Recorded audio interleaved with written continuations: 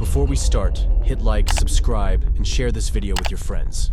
And tell me, where are you watching from? And what time is it there right now? Thanks.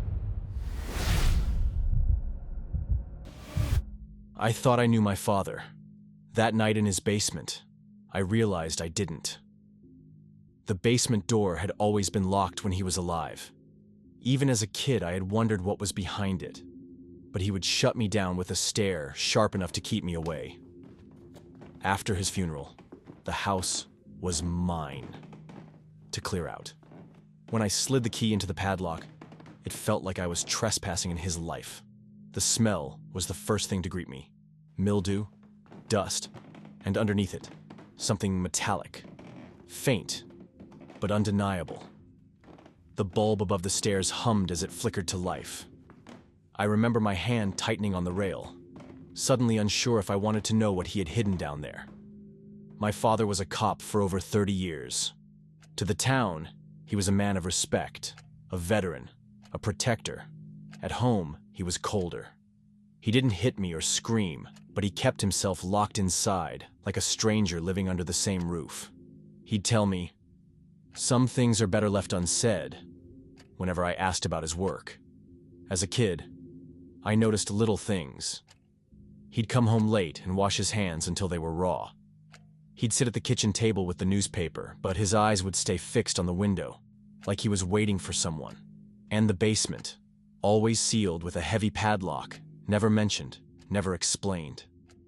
Now, years later, clearing the house, I thought maybe I'd find old tools, maybe forgotten boxes of Christmas decorations. Instead, the lock gave way, and my father's secrets were waiting for me in neat, dust-covered stacks. The basement was lined with boxes, each one marked with numbers or single words. Case file, interview, or sometimes just a date. My pulse kicked up as I slid one box forward. Inside were clothes sealed in plastic bags, shirts stiff with brown stains, dresses torn at the seams. I found photographs, Polaroids of alleyways, cars abandoned at night, and faces blurred by movement. None of these images had ever been part of any case I'd heard of. And then there were the tapes, cassette after cassette, each labeled with a victim's name. I played one. A woman's voice filled the static, trembling, pleading for help. Then another voice followed, my father's. Calm, cold, asking questions like he was in control of something darker than an interrogation. I yanked the tape out, hands shaking so badly I almost dropped it. Every childhood memory replayed differently in my head. The long nights he spent in the garage, the way he'd tense up when the news reported on unsolved disappearances. The basement wasn't storage. It was a vault. A place to bury what couldn't be spoken. I boxed up some of the evidence and drove it to the police station. Walking in, I expected shock, maybe urgency. Instead, the officer at the desk stared at the box like it was a snake. His jaw tightened. "I need to report something," I said. He didn't move to write anything down. He just pushed the box back slightly and whispered, "Where did you get this?" When I told him it belonged to my father, his eyes flicked to the other officers in the room. No one came closer. No one asked questions.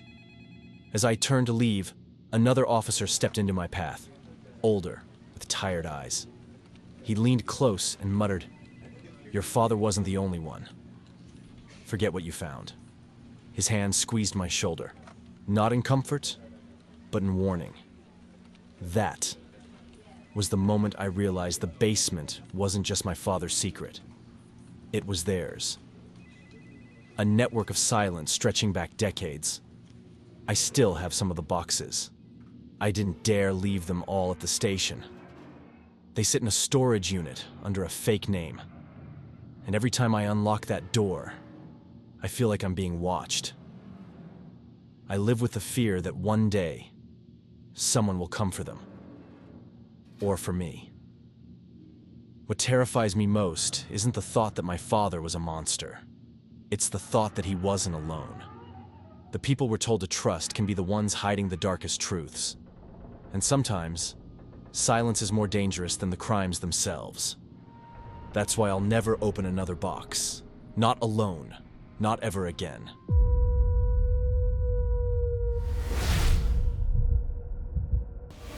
The rain on Highway 71 was the kind that didn't splash. It just hung in the air, fine enough to turn the beam of my spotlight into a solid white bar. 3 in the morning, no headlights in either direction. My first solo night patrol. That's when I saw it. A sedan on the shoulder. Hazard lights ticking in the dark like a slow pulse. I eased the cruiser behind it. Red and blue splashing across wet asphalt. The driver's door was closed. Windows up. The wipers were stopped mid-swipe, halfway through clearing the windshield. I stepped out, rain settling into the collar of my jacket. No one inside. The seats were dry, not a drop of rain on the fabric. Whoever left hadn't been gone long. On the dash, taped flat with 2 strips of silver duct tape, was a folded map. When I opened it under my flashlight, the ink bled slightly where the rain had hit it. It was a map of Highway 71. 10 red X's along the route. Next to each, a date written in neat block letters. All of them matched accident reports I'd read in briefing. Fatal collisions, years apart, but eerily similar. And the last date wasn't a past one. It was tonight's. And the X was right where my boots were standing. 8 months wearing the badge, and I was still the rookie. My partner called out sick, so the captain told me to get used to the quiet. Highway 71's quiet isn't peaceful. It's a thin quiet, stretched tight over a history no one wants to talk about. In the last 2 decades, there'd been a dozen wrecks in the same 2-mile stretch. Most involved 2 vehicles, no skid marks, and no survivors. I looked over the shoulder where the dark fell away into a shallow ditch. Grass bent in the rain, and at the bottom, glass caught my beam. I climbed down, boots slipping in the mud. A single shard of a taillight, still wet inside like the brake was fresh. Beside it, a torn strip of bumper with pale blue paint. No car in sight, no tire tracks leading away. Back on the road, I keyed my mic. Dispatch 1060, mile marker 114. Vehicle abandoned, no occupant. Found damage, consistent with a collision. Running plate now. Static hissed. Then a voice, low, male, that wasn't dispatch. 5 minutes. The words were so clean they didn't sound like interference. I froze. Mic still in my hand. Repeat. Identify, I said. Nothing but rain on the channel. I went back to the cruiser and locked the doors without thinking about it. The sedan ahead of me sat still, hazard lights blinking slower than my pulse. I watched the clock. The digital minutes changed with a quiet click. 4 left. In the rear view, a pair of headlights appeared on the horizon, the shape blurred by rain. Whoever it was, they were pushing at least 90. Another set of lights appeared in the opposite lane, also moving fast. My gut tightened. I didn't need math to know they'd meet almost exactly where I was parked. I flipped on my light bar, pulled out, and blocked the center line. My tires hissed on the wet pavement. The first car braked hard, front dipping, tires chattering against the slick asphalt. The second swerved, missing my rear bumper by inches before stopping dead just ahead. I stepped out, rain instantly soaking my hair under the brim of my hat. Both drivers rolled their windows down, confusion painted on their faces. "Either of you know each other?" I asked. Both shook their heads. Both were breathing fast. Both said the same thing. They'd gotten a call telling them to drive this stretch at this time. No reason given.